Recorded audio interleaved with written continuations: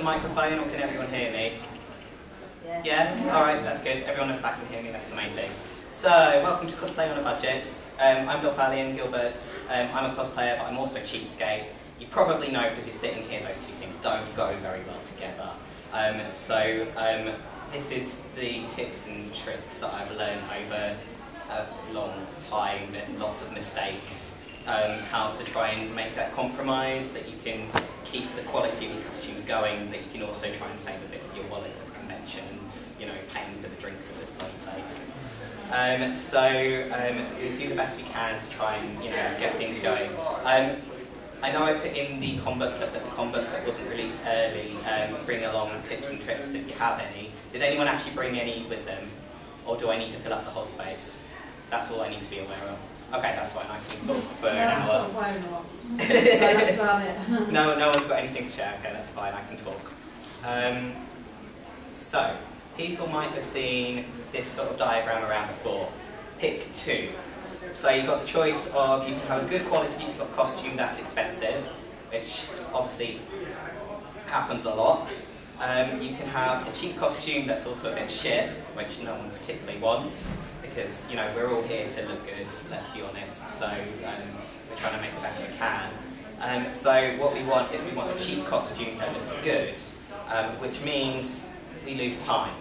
So the main thing to focus on when you're trying to cut down costs on your costumes is to make sure that you're prepared, to make sure that you have, you know, you've got... to make sure that you're, you know what you're doing, and you've started early, basically. So I know cosplayers are naturally, you know, a breed of people who are particularly prepared and good at planning and stuff like that, but we can do our best. The thing that I do, oh, I forgot that. Yeah, yes, remember time. People might have seen this sort of list before. People normally release them just before a convention, but this is the list that I actually worked out as soon as I had my tickets back in January.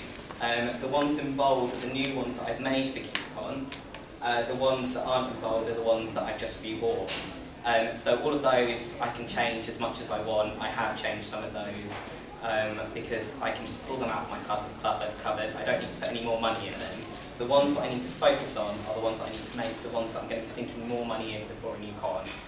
So once I've got my list and I know what I'm going to be making, and like I said, this was back in January, as soon as I knew I had tickets that I started doing this, or actually a bit before, as soon as I started thinking about going to Kitacon, but I started putting it down in stone as soon as I had my tickets. So that's for this costume that I'm wearing today, which I'm going to be using as a kind of an example. Basically, this costume that I'm wearing today, I spent a maximum of £40 on. I spent £5 on fabric for this convention, it was £30 on ribbon. That was the main cost of this costume. That's what I'm going to be using it as an example. Obviously £40 is still quite expensive. It depends on, I mean, my costumes normally run between £50 and £200. £40 is cheap for me, but it depends what you're making. If you're making a schoolboy, it's probably not going to be that expensive. If you go into medieval fancy costumes, which are the kind of things that I normally do, that's when they're more expensive. So, once I've got my list of what I'm going to make, I take each character and cut it down into compartments.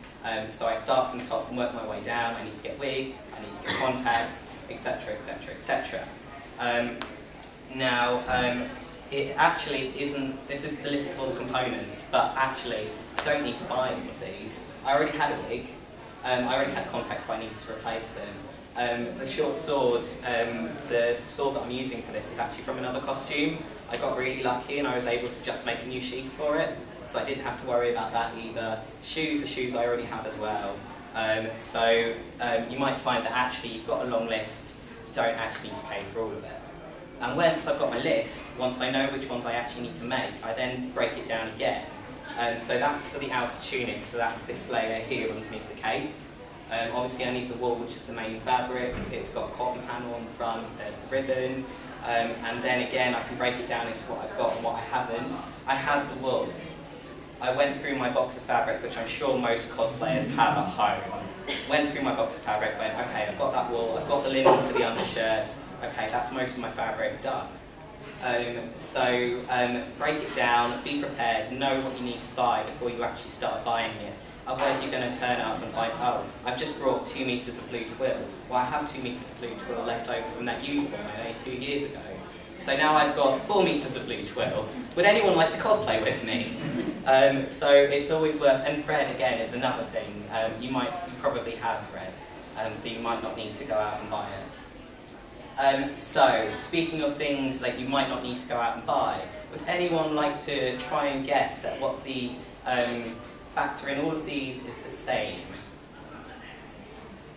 Yeah? White trousers? Congratulations! These are my wonderful white trousers that I have worn, as you can see, for 7 costumes. Oh, sorry. Yeah, so I have worn these for 7 costumes, and most of these I've re-worn as well. So actually, I wear these trousers maybe 5 times a year. Now, obviously, that's an extreme example, but if you're doing school uniforms, who doesn't have a pair of black trousers or a white shirt? You might find that there's a lot of things that actually, if you think about, you've got them as staples in your wardrobe already. There's also actually another thing that 3 of them have in common. Well, 2 of them are the same character, so it doesn't count. But 3 of them I wore the same wig for. So again, there's lots of things that you can reuse, rewear. You don't actually need to put in as much money as you think about once you start going through it. So, make you pose. Yeah. Some of these, obviously, some people are going to know. I'm covering the basics and going over extra bits, so I'm sorry if there's stuff that all seems repetitive. But oh yeah, that's the other thing. If you're making lists, if you're doing, I'm not going to cover props so much because I know there's a panel after me that's about props mainly, so I've cut it out of my thing. But for example, if you've got something that's embroidery on it and you're thinking about buying an embroidery machine for it, then you might want to include tools on your list as well, because obviously that's a cost that you're going to have to factor in. With tools, I think I've got a thing on it later actually, but I'll just briefly say it in case I don't. The thing you have to remember is that how much use are you going to get out of it. If you do lots and lots of costumes that have embroidery on, then yeah, you probably do need an embroidery machine, but if it's just for one costume, can you get away with a bit of ribbon? For example, this was, I'm going to cover this on this panel anyway, this was an old lady shirt from a charity shop. You know, the ones that you get that are embroidered? I just cut the embroidery out and stuck it, well not literally stuck it, sewed it into the panel. There are ways to get away around embroidery. Hand embroidery if it's only one costume, as long as it's not lots of it. But if you're going to need lots of it, then maybe a machine will be worth your while. Sergers, if you're doing commissions, then you might want to think about serger. Otherwise, you can use zigzag stitch to neaten the inside of your costumes.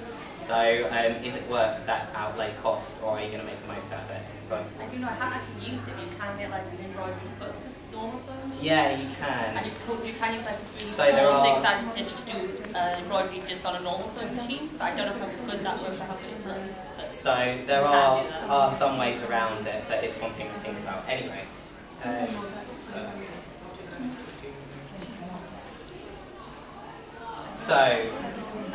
once you have your list of everything that you need to order, the thing that you need to think about is spreading your ordering out. Most people, I don't know how many people are students and how many people are actually in work, but either way, you either get paid 3 times a year or you get paid once every month. So you're probably going to be thinking about spreading your ordering out. The first things that you need to think about, obviously, are the things that come from far away, so wigs, contact lenses, everything like that. The other thing that you need to think about first is anything that you need for the base. So the first layer of sewing that you're going to do, you're going to want to pick up on that first, because you can't start without it. So your fabric is going to be one of the first things that you want to buy.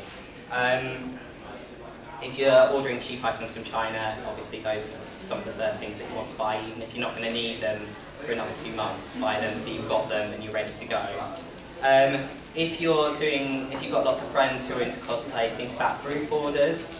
You can do bulk orders for fabric from some places. If you're doing a group school uniform, then you can buy a bulk load of fabric and just split the cost out. Wigs and contact lenses is definitely worth doing, because a lot of websites have a minimum shipping. So for example, we did a contact lens group order, and it meant we went over $100. So we got free shipping. We got free shipping, and it arrived in 5 days from China or Malaysia, wherever it was. So it's definitely worth thinking about doing group orders. The only thing to be careful about is obviously you don't know if you're going to get caught out on tax. Some sites do cut down what they say the cost of your items are, and then you're not going to necessarily get caught out, but obviously some places don't, so it's just something to think about, because that will add on to the cost of everything. But even so, if you get customs charged, if it's for a split with a group, yeah, then you split up the customs charge. There's the minimum fee, which is something like £10 or something. Can you split it up? And you would be able to split, obviously, so it's £10 basically. Oh yeah, so you can split it up, so yeah. Okay, so places to buy fabric. Again, I'm sure most of these are things that you already know about. Fabric shops is the obvious one. You go down the high street, go into the fabric shop. It's right there, you can get into there, you can feel the fabric, but they tend to be on the more expensive side.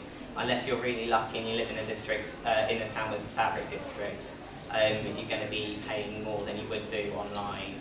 So I've got two columns here. I've got an online column and a in real life column.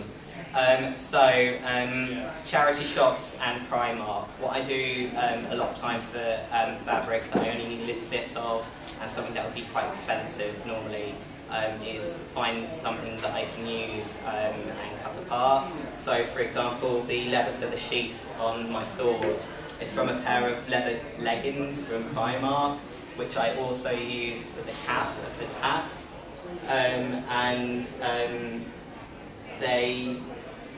It was £8, I think.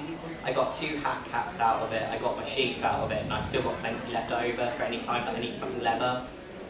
So that's really, and again, like I said, the panel from the front of this, it was a shirt, I cut out the embroidery, I've still got another panel of embroidery if I need it for something else, and I've got a bit of white cotton from the back of the shirt that I can use if I need just a bit of white cotton, and that was £1.50 I think, so it's well worth thinking about if you need small bits. And obviously, like I said, if you're looking at a staple and you're not entering it into a competition, if it doesn't have, like if you've got a white shirt with a ridiculously fancy costume, it's not going to work. But if you've just got a plain white shirt, to be honest, it's going to be cheaper to go out to Primark and buy it than to try and make it. You can do if you want to for the, sometimes I have made it because I enjoy sewing, but it's definitely cheaper to buy it.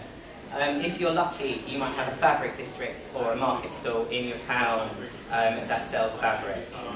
They are great, especially if you can get to know the shop owners. I've got a market stall in my local town and I know the person who owns it now, and he will give me all kinds of deals. He brings in drill for me. All I need to say is, oh, I want white drill, can you bring it in for me next week? And he brings it in. The advantage is, you get the advantage of fabric shops, but it tends to be cheaper. So you get that compromise. So moving on to online stuff. The disadvantage with online stuff is obviously you can't reach out and touch the fabric. If you don't know what you're looking for, online can be a bit of a minefield. So remember, you can go to a fabric shop, go, okay, this is the weight and the feel that I want, let's see what it's made out of. Okay, that's 100% cotton. I'm going to go on eBay and search 100% cotton. The disadvantage is obviously colour, you can't always trust the screen, and some people don't give very good descriptions. So the best thing I can advise if you're shopping online to save costs is to ask for samples. It's a bit of an outright cost, so you're going to be paying £1 where you might not otherwise, but you're going to make sure that you get the right thing, so it's definitely worth doing. So eBay and Etsy. Etsy tends to be more expensive than eBay, but you can get more interesting fabrics on there. So for example, the ribbon, it's not fabric, but the ribbon from the sleeves of this costume, I found through Etsy. You get a lot of the American market on there, and obviously they've got more of a reenactment, kind of Renaissance fair type of thing going on, so they do have more interesting dressmaking fabrics, or items anyway. Fabric shops online tend to be more expensive. I have used them before because you can get good coupons. If you can get a good coupon, then it's worth doing, especially if you know the fabric shop and you know their quality. If you just search fabric shop, People have different favourites. I've used fabric.co.uk before, I think, but to be honest, I'd say 90% of my fabric comes off eBay. Specialist fabric stores, I've put that down there because I'm talking about things like the wool from this. I brought it for another costume originally, but it came from a specialist store. It's the cheapest way I found to buy wool, to be honest. It's from a reenactment store, and anything that's very specialised, anything that you don't really get in normal stores, it's probably going to be the cheapest way to go online and buy it than to try and source it in real life. So that's the hat that I was showing earlier. Okay, patterns. Now, the main way that I, oh, hang on, I've got extra stuff there. Okay, so threads and other components, so things like ribbons, buttons, fastenings. You've got the same choices as you do for fabric, basically. It's all the same sort of things. Obviously, you can buy a shirt and cut the buttons off it. You can go into a fabric store and buy thread or ribbon. You can buy them online, same difference. 90% of my thread I buy from a fabric store just because trying to colour match to something online is a pain in the arse. However, there's nothing to stop you buying the first reel from a fabric shop, and when you've got the code and you know the brands, then taking that online and buying the second roll online. The disadvantage is obviously you have to wait for it to come in. The one exception is black and white threads. I make a lot of costumes, so I buy 1,000-metre rolls on eBay once a year, and you can see I get through them eventually. I use the ones for overlockers. Like Yeah. this big, I've had one for the last 9 years, and I barely put a dent in it, so I Yeah. recommend going away at one of them. Pay If £5 it's a for colour, stand. if it's a colour you know you're Oh, going yeah, to use, I it's got definitely brown, worth. Yeah. black and white, and I've barely Yeah. put dents in them. But if it's a colour you know you're going to use, buy it in bulk. You know the brand. You know you don't need to worry about the colour. So just get a big one and just let it go. It's so much cheaper to buy a big one. With everything, buying in bulk is always cheaper. So to just get the big ones.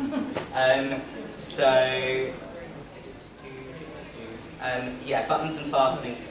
Again, it's the same thing with fabric. You can get so much more interesting stuff on Etsy than you can on eBay, but they're more expensive. Shipping costs tends to be more expensive on Etsy as well, which is a pain in the bum.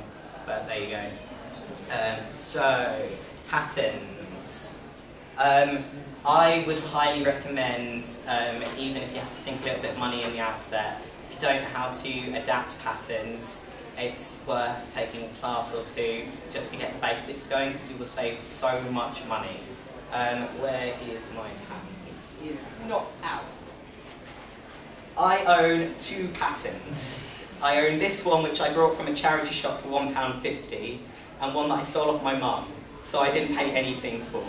Charity shops and relatives are the best places to get cheap patterns. You can get them if you're lucky on sale, but they're so expensive. To be honest, I don't use patterns for the majority of my costumes because I know how to make patterns. And so that is a good £5 off any costume already knocked off. It's not a skill that everyone can learn. That's why I say if you can learn how to adapt patterns, then you're going to be saving a lot of money. If you can share patterns between people as well, then you can save a lot of money. So, if you consider comparing the price of a roll of greaseproof paper to a pattern, then and then you can share it. How many costumes has this one done? At least it did 7 on the outlay, and then you've used it again. Did you use it for that jacket as well? No. Okay, so that's 3, so that's at least 12 costumes this pattern has done. 13. There we go. And obviously, you know, £5 split up by 13, well, that gets into silly money. So all you need to do, don't cut it out, just lay your greaseproof paper on top of it and trace out the pattern pieces. It means if you've got different people, different sizes, you don't need to worry about it. It means if you need to adapt the pattern, then, so this is the same, oh, I've got an extra piece. So this is the same pattern, we just needed to make the back have a cut in it, so we just adapted the pattern. So it's the bottom half of that. So I can use it all again. And so it just goes on and on, and it's been adapted for another style of jacket as well. So that's why I've got this up. If you can learn even just simple things like learning to adapt sleeves, if you need a big puffy sleeve but you don't have one, well, it's really easy to adapt sleeves. If you're not sure about what you're doing, what I do is make a mock-up, and to save fabric costs, I make mock-ups from old costumes that are shit and I don't wear anymore. I was going to bring it actually, and I didn't. The mock-up from this jacket's hilarious because it's made from like 16 different fabrics, so it's just ridiculous. Learn to adapt patterns, play around with them. If you've got time, just get some greaseproof paper, some scrap fabric, and just play around until you're feeling a bit confident with them. You'll save so much money if you can adapt patterns. I know I'm going over and over again about it, but it's so good. If you do need to buy patterns, you can buy them from eBay, fabric shops, all the same normal places. Charity shops, you can get them. Elderly relatives is a great source of fabric patterns, but you are probably going to have to adapt them because they're probably going to be from the 60s. So moving on to wigs. I'm sure everyone has a favourite site that they go to for wigs. I have to admit I don't use Taobao because I'm pansy and I'm too scared of it. But if you know how to use Taobao, you need a shipping service for it, so that adds to the price, but that is definitely the cheapest way to go for wigs. eBay, I've stopped using eBay. I used to use it 5-10 years ago for wigs because it would be the only place to do it. But these days, all of the pictures are stolen off Taobao, and you can never tell what you're actually going to get. And I've had a run of 2 or 3 costumes where I was buying the wigs off eBay, and I had to buy 2 or 3 wigs to get the right one. So after doing that, I don't trust eBay anymore, and I've moved on to using the actual websites. They're so cheap these days, you're going to be paying a few pounds extra than eBay, but you're going to know what you're going to get, so it's worth doing. So Arda and Epic Cosplay are both American sites, so you have to pay for shipping from those, which bulks up the cost. But lots of people rate the quality, so is it worth it for the quality? That's what you have to decide. My go-to is Wig is Fashion. That's where a good majority of my wigs come from. If you want a lace front cheap, Wig is Fashion is the best place to go. They can do all kinds of, you can pay extra to have the front in a widow's peak, or you can change the colour whatever you want. Coscraft, again, it's a bit more expensive, but it's in the UK. So you don't have to worry about taxes, you don't have to worry about shipping costs, and you know it's going to be there really quick. So that's, it's going to be more expensive, but is it worth it? Go on. One thing about Arda is I don't know if they do it anymore because I've had a fight with them and I'm using it.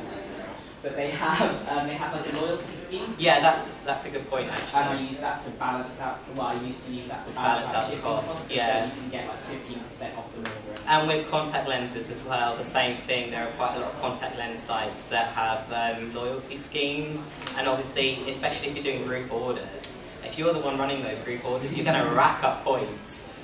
So consider that into your costs when you're balancing stuff out.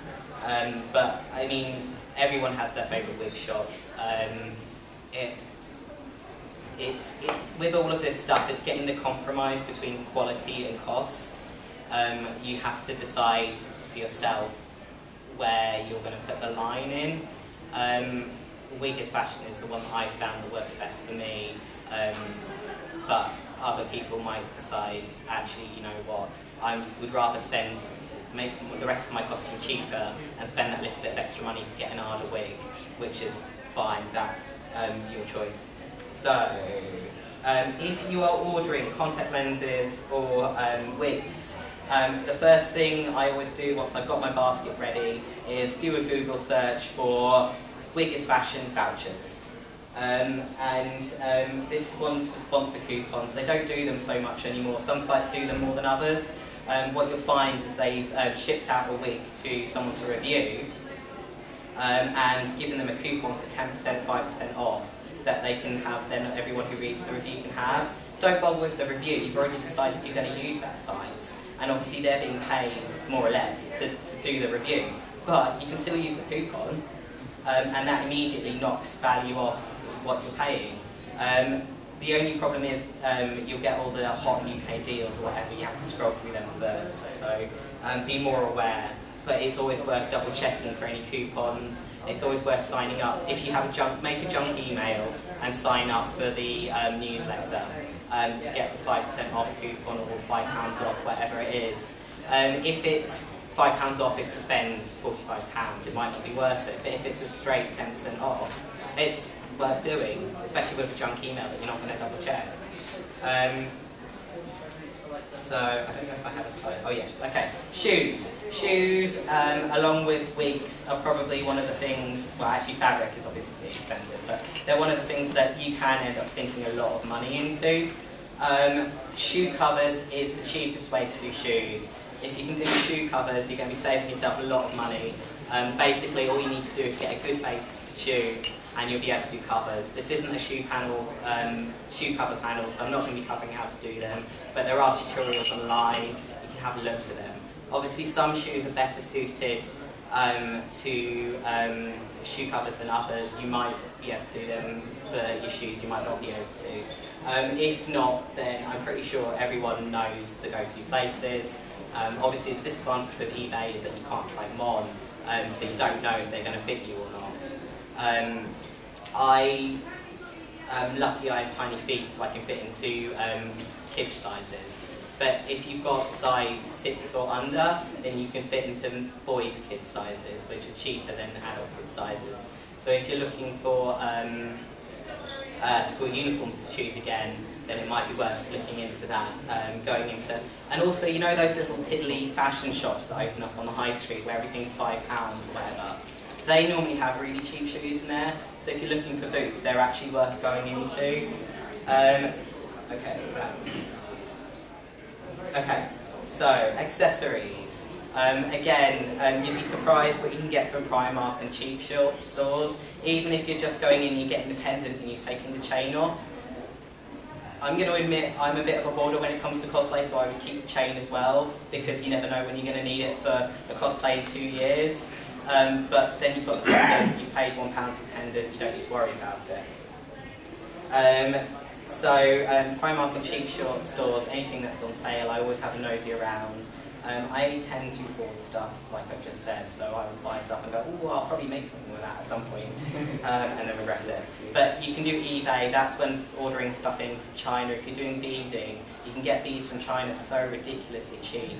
That's where if you've planned it in advance, and you know, actually I'm going to need beads in 4 weeks' time, you've already got your beads because you shipped them in beforehand. So you don't need to go on eBay and buy them from the UK seller that's just reselling those cheap China ones, because you've done the same as they're doing, but you're cutting out the middleman. So that's why planning is important. Yeah.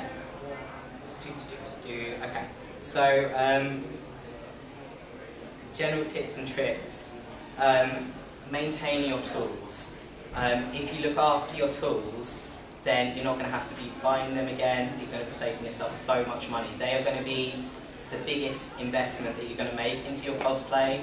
If you haven't bought a sewing machine yet, then that's going to be, you're going to have to sit down, do your research, buy something reliable, and then do the maintenance on it. Make sure you keep it clean, keep it going. You just don't want to pay the repair fees on it, basically, because it's just a chunk out of your money that you don't want to pay and you don't need to pay if you perform with proper maintenance. Changing needles, even though you're paying for the new needle, it's worth it to keep things going nice and smoothly. Scissors again. If you've got proper fabric scissors, do not use them for cutting paper, cardboard, anything like that. You'll just have to buy a new pair of fabric scissors, and they are so expensive. Hide them from the family. Yeah, hide them from your family. Put them in a locked drawer. Put a million signs on them saying, touch these and I will kill you. Do not let anyone touch them. I will use the blunt scissors to stab out your eyes. Do not let the family touch your scissors. But look after them again. Scissors obviously aren't as expensive as a sewing machine, but you don't want to be paying for a new pair of scissors. So it's worth looking after. Doing the research to make sure you have a good pair as well. Don't go, oh, that pair's cheap, I'll have those. It's worth paying the extra £5 for them to then last an extra 5 years. The spread cost out over that many extra years will balance it out, and that's where taking the time to do the research comes in handy. So I've mentioned time for preparation, but you also get extra time on you also end up spending extra time on research, making sure you get the right size and the right tools and the right fabric. You're also going to be spending more time on the actual costume itself, because if you're buying cheaper stuff, you're going to be using, this is more on the prop side, but if you buy cheaper stuff, generally you end up spending longer trying to get it to that, say, professional finish.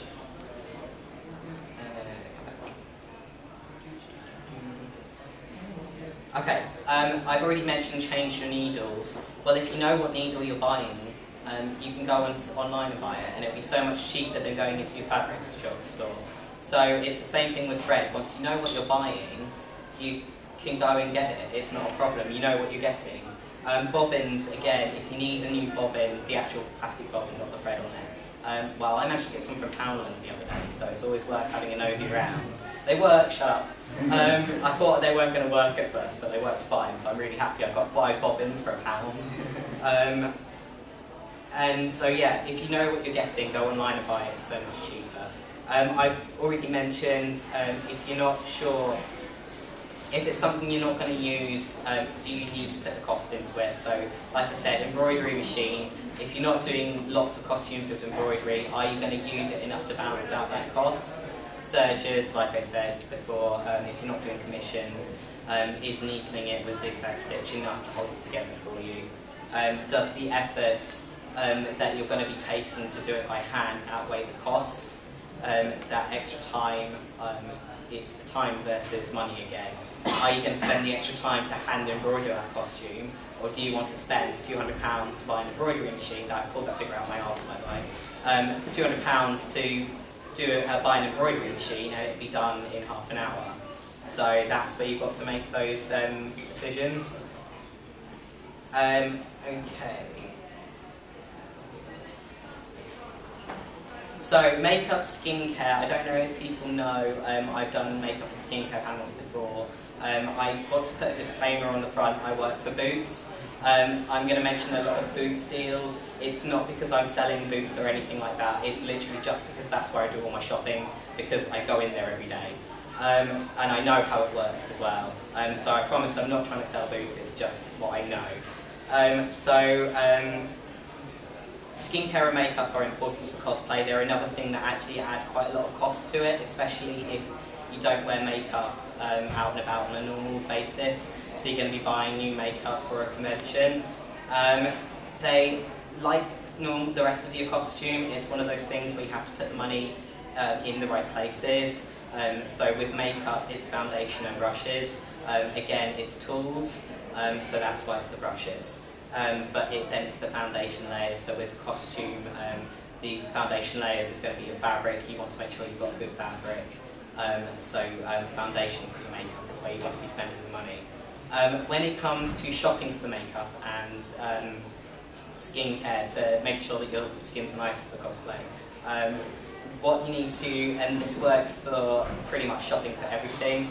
I know Boots, all the deals are on a 4-week rota. So last Tuesday, all of the healthcare deals rolled over. Next Tuesday, all of the makeup deals will roll over, and the skincare deals will roll over. If you're not sure, if you look on the barcodes, which are the plastic things that hang off the shelves, they should have the date that the deal ends on. And once you know what that shop's rolling system is, you can know, actually, there's not a good deal for this on this week. But if I come back on Tuesday, their deals are going to have rolled over, so there might be something, it's not worth buying it now, but if I hang on, even though it's the day before the convention, if I hang on till that day, it might be on offer. So it's something worth thinking about when you're looking into that sort of stuff. If you are buying number 7, please, for the love of God, do not buy number 7 without a number 7 voucher. You only need to spend £4 to get one through the tills, they come out every month. They are ridiculous. and you can use them for, you can use the £3 off makeup ones for brushes as well. So if you need to buy brushes, that's a good way to start. If you want a sharpener for makeup, the cheapest one at Boots is actually with that £3 off on the number 7 one, because it drops it down to £1 or something, I can't remember.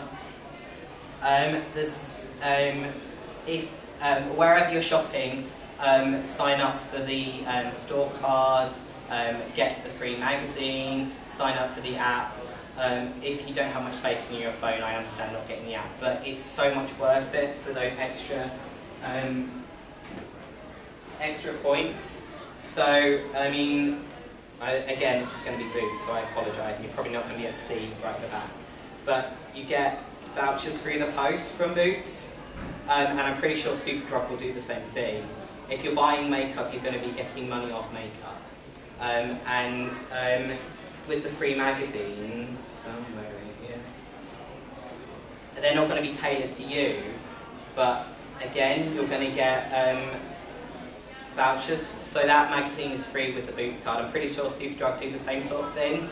I don't know if you can see, but there's extra points if you buy makeup on there. Well, that's 200 points, that's £2 back, which can then go into some. £2 is enough to buy a natural collection anything, to be honest. So that's why it's worth doing. And then obviously you've got those points, you can spend them on whatever.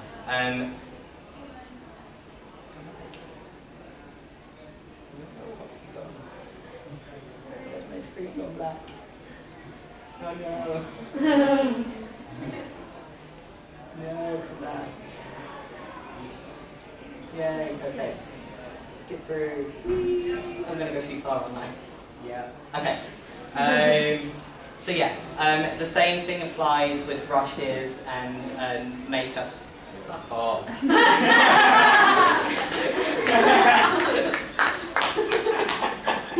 It's okay, it's 18 plus, I can swear as much as I like. That was the last thing on the presentation anyway, so pretend you can still see it. It was all according to plan. It was all according to plan! Just switch that off so it's not on the screen and then you don't have to... We're just saving on electricity.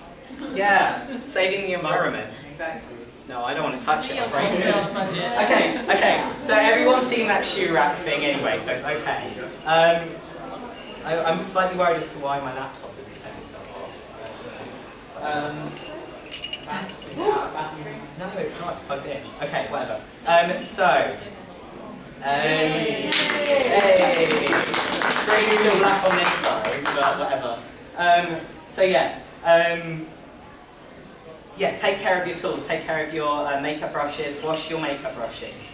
You can use baby shampoo to wash wigs and brushes, so that's a lot cheaper than buying brush cleaner, which is bloody expensive.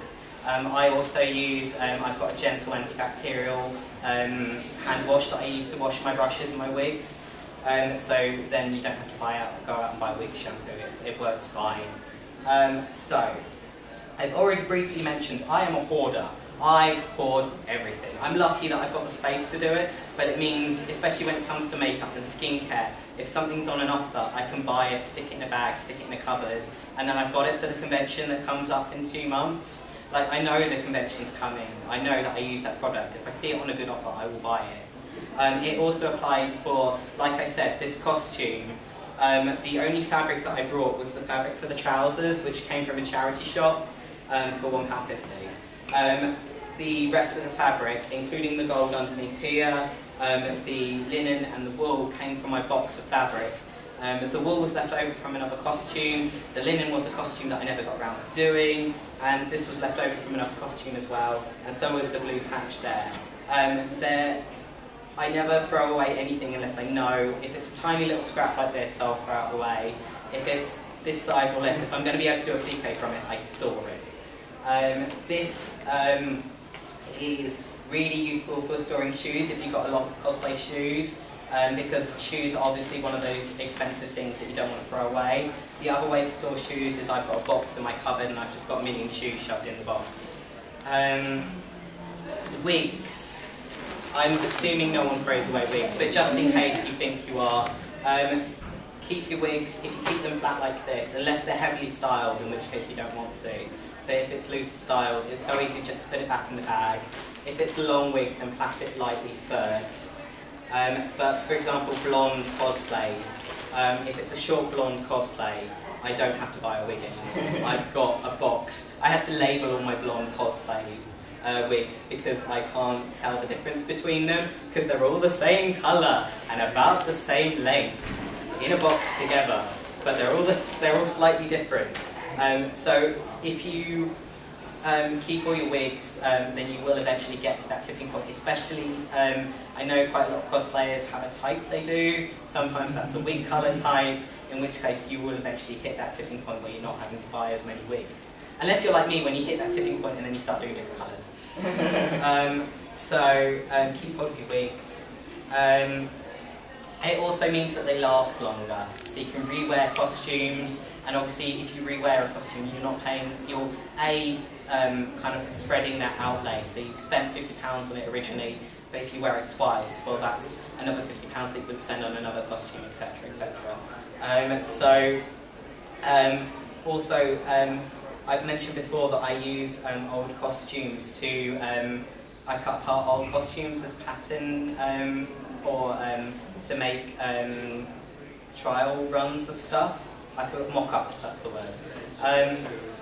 The way that I store old costumes is in vacuum bags, because then they take up less space. I can shove them under the bed and I don't need to pull them out until I remember them. Again, with old costumes, that's the other way that I store ones that I don't wear so often. Just to keep them out of the way. It means I can keep hold of more and I don't have to stress about the fact that I've got all of this fabric flying around. Because it's in there, it's safe, I don't have to stress about it.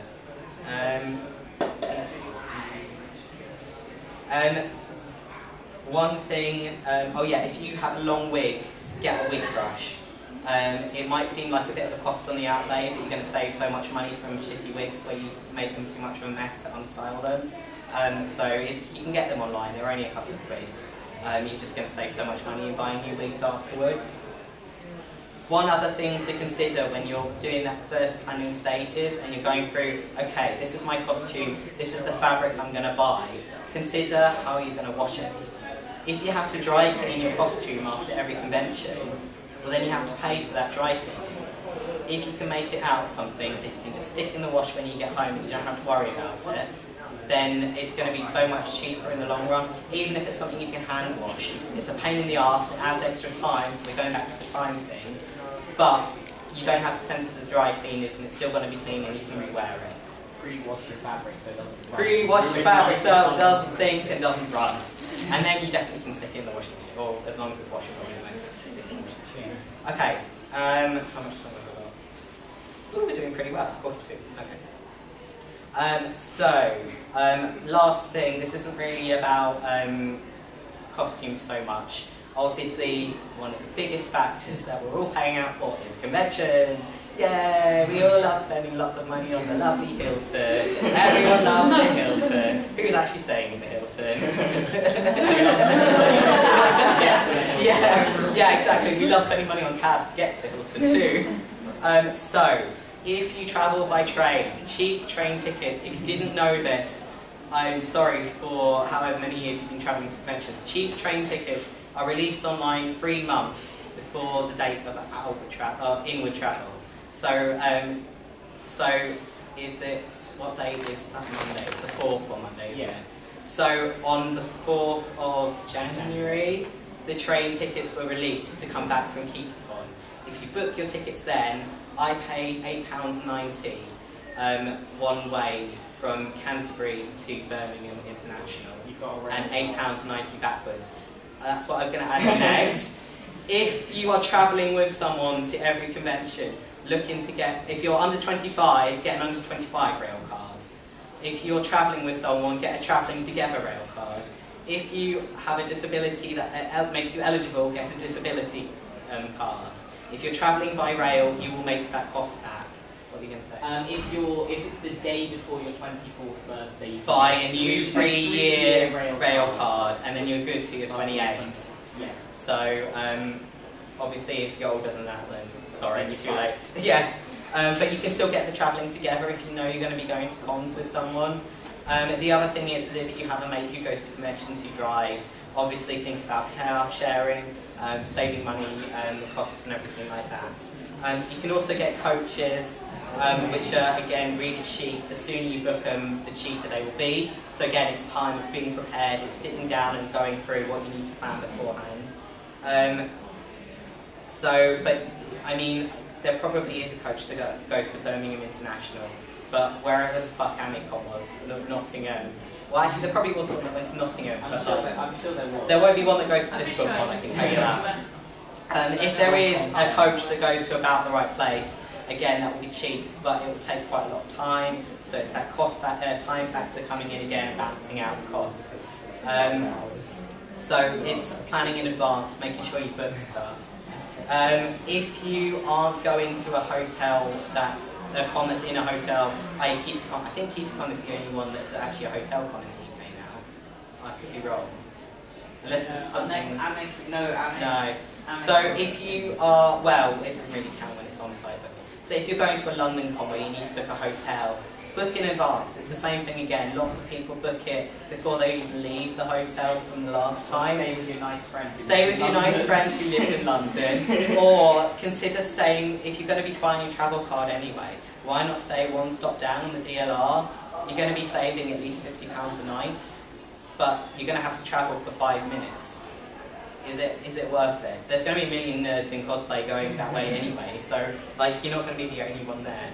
I always bring my own snacks. Obviously, we're not allowed any snacks on the hotel room floor this time, so that's my disclaimer. Don't have them on the shop floor. Don't have them on the shop floor. It's public areas. Don't have them in public areas. But if you're renting a room, they can't stop you from having your own snacks in the hotel room. I always buy anything that can be cooked with a kettle. I've got my go-to con snacks. To be honest, that's probably half the weight of my suitcase, and then you don't have to take it back, so it's fine. And you don't have to spend £5 on a shitty burger. But also, you know, if there's free breakfast, fill up on the free breakfast. Or not. From breakfast. Steel jam. In your bag. Steel jam. Still your boots. The Kitacon discount. Yeah, I know. It's ridiculous. So we aren't We love the Hilton. That's a good location. Yeah, but I mean, anything that you can cook in your room with a kettle is going to save you from, if you're in London, it's going to save you from going out to a restaurant, well, probably not a restaurant, but it's going to be cheaper even than Burger King or anything like that. There will be a Tesco so you can buy stuff and take it back. Yeah, I always bring con snacks to go in the con bag as well. Obviously I haven't done this time because we're not allowed them, but I normally have something in my bag so I don't have to go out into like whatever shops actually on the site, because obviously they always hike up the prices. So if you bring a bottle of water, bring a bottle of Coke that you've brought from the supermarket and the train station on the way through, then that's going to be £1.20 as opposed to a £2 bottle of Coke on the con site. And yeah, I think that's pretty much all of my tips. So I hope people actually learned something. Did anyone, I know extra people came in, did anyone actually bring any tips and tips and tricks to share? Yeah? I'm a costume design student, so I paid to like see for my costume design course as well. When you're doing patterns, you're going to do them a lot, and that's going to cost a lot of paper as well. Yeah. So if you go to your local newspaper and everything, you might be able to get their end of their reel. Alright. So I've got a massive heavy end for it's about 20 years old though, and because it used to be my grandmother's dressmaker, and it's just absolutely great. It's like thin enough for you to have like the actual pattern paper, so you can still see through as well. But it's also, you just saved yourself, and you might have to just pay a couple quid or get a friend with a van to take it back with you. Also, if you can't afford a pattern, best place to go is go to Primark, find a shirt that fits you perfectly, and cut down the seams. And then you've got to do is add seam allowance, and then you know it fits you perfectly, rather than a 12 size shirt that doesn't fit around the neck or doesn't fit around the hips. Did everyone hear that? Yeah? Those are really good tips, but yeah, so that's another thing. Obviously I've cut out props because other people are doing props, but going to fabric stores often have remnants, which are the end of the rolls that no one's brought, which are always going cheaper. Obviously, it's luck of the draw, finding the right stuff. But if you get the right stuff, then that's a really good way to get a cheap costume. I have done it before where I've gone in and gone, ooh, that's the fabric I need for this costume that I was considering, brought that fabric so that I can then do that costume. So it's the wrong way round where you buy the fabric first, but you know, if it works out cheaper, then it doesn't matter. Anyone else? Yeah? Do you want to go first? Lidl regularly does little packs of thread with loads of mixed colours and bobbins pre-threaded as well, which are fantastic, and they're £3. Tiger, if anyone's got a Tiger in their local high street, they're opening up quite a lot of places now. They've got handheld sewing machines. I don't know how good they are, but like for emergency con sewing, they could be pretty good. And they come with, you can get bobbins for those as well. And then obviously you've got the bobbin to use afterwards, even once you've used up the thread. Go on, you were going to come as well. Save money at conventions. If you've never been there, you've only been there a few times, talk to people that regularly go, because they will know where all the cheap stuff is. So they know where to get the cheapest drinks and the cheap food, so always network and ask them. Yeah, and they might know where, if you not sure where to stay as well, they might say, actually this one's really cheap and lots of people stay there. Even if it's, you know, £10 more expensive a night, if lots of people stay there and you're going to be able to share a taxi, then that might end up balancing out the cost. So it's always worth making friends, and also you never know, you might meet someone at a convention who then turns out to live next to another convention, and you get on well enough that you're going to end up staying with them for the next, or not literally next convention, but like somewhere along the line. So it's always good to find out what other people have to say about a convention and where to save money. So, anyone else? Go on. I have a lot of questions, because costumes you get. Hold on, sorry, a little bit quiet. Do you want to, I wonder how long this is? It's not going to be long enough. Cool. If there's a costume that looks simple enough, you can buy little bits like t-shirts and things in Primark and customise them. Yeah. For once, my James from Team Rocket, I bought a white turtleneck on eBay, which is quite cheap, and then just cut that. It saves a lot of money on spending more fabric. Yes. Get things that look similar to what you want. Thank you. Yeah, so it comes down to the same sort of thing as where I've mentioned the staples that you might have in your wardrobe already. Again, if you've got something that you can adapt, that's a really good way to save money, especially when you're first starting out and you're not really sure where to go with something and you don't want to make it from scratch. It's a good way to save fucking up, to be honest, because you know you've cut out the main difficult part of it, so you're not going to be spending the money where you've brought the fabric, you've started on it, and then you realise you cut it 2 sizes too small or something like that. And you have to start all over again and buy everything again. So yeah, adapting stuff is a really good method to do stuff as well. If you've got long trousers, short trousers, then buy a long pair of trousers and just cut that extra bit off to make them 3/4 lengths. So yeah, okay, anyone else? No? Alright, thanks everyone for coming. I hope that it's not all the stuff that you already knew and you've all learned something. And good luck making nice cheap costumes in the future and saving some money for alcohol.